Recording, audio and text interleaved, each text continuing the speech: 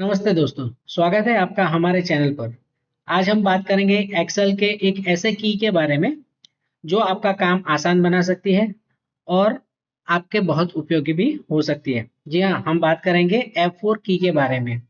इस वीडियो में हम देखेंगे कि F4 की का उपयोग हम रिपीट लास्ट एक्शन और एब्सोल्यूट एंड रिलेटिव रेफरेंस का उपयोग किस तरह से कर सकते हैं।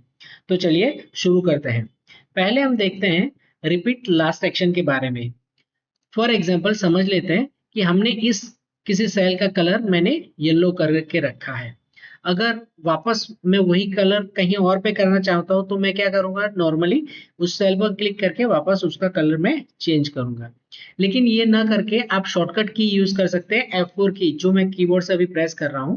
तो ऑटोमेटिकली लास्ट एक्शन वो रिपीट करेगा।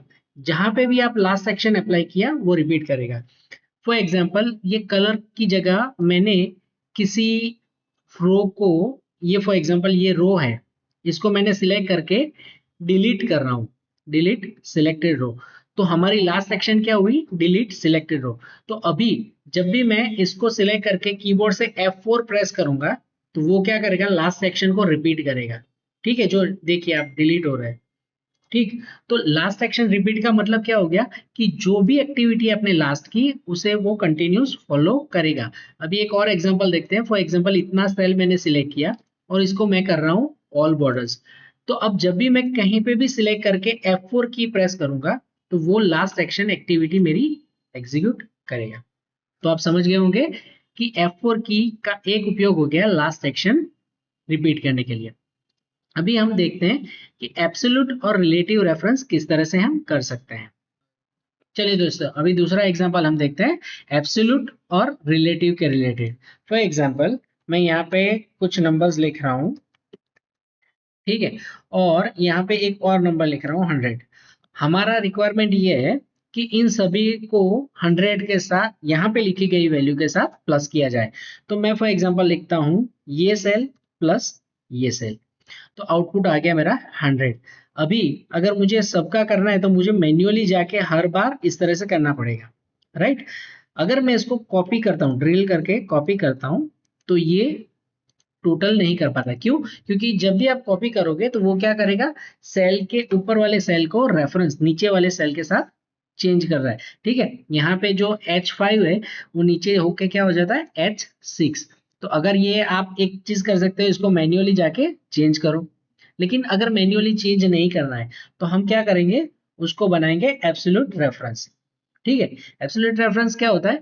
तो फॉर एग्जांपल इस सेल को हम फ्रीज कर देते हैं कि H5 को ही यूज करना है। कहीं पे भी आप कॉपी करो इस सेल को तो भी आपको H5 को ही यूज करना है। तो उसके लिए एक मैन्युअल प्रोसेस है कि आप कॉलम नेम और रो नेम के आगे, नंबर के आगे आप डॉलर साइन लगा दीजिए और वो ऑटोमेटिकली हो जाएगा। ठीक है, इस तरह से। लेकिन ये हम मैन्युअली ना करके जब भी आप इसको रेफरेंस बनाना चाहते हो तो कीबोर्ड से जब भी आप F4 प्रेस करोगे ना तो ये क्या करेगा, एब्सोल्यूट रेफरेंस चेंज करेगा। पहली बार में जब करोगे तो वो दोनों के आगे पीछे, दोनों के आगे डॉलर साइन लगाएगा।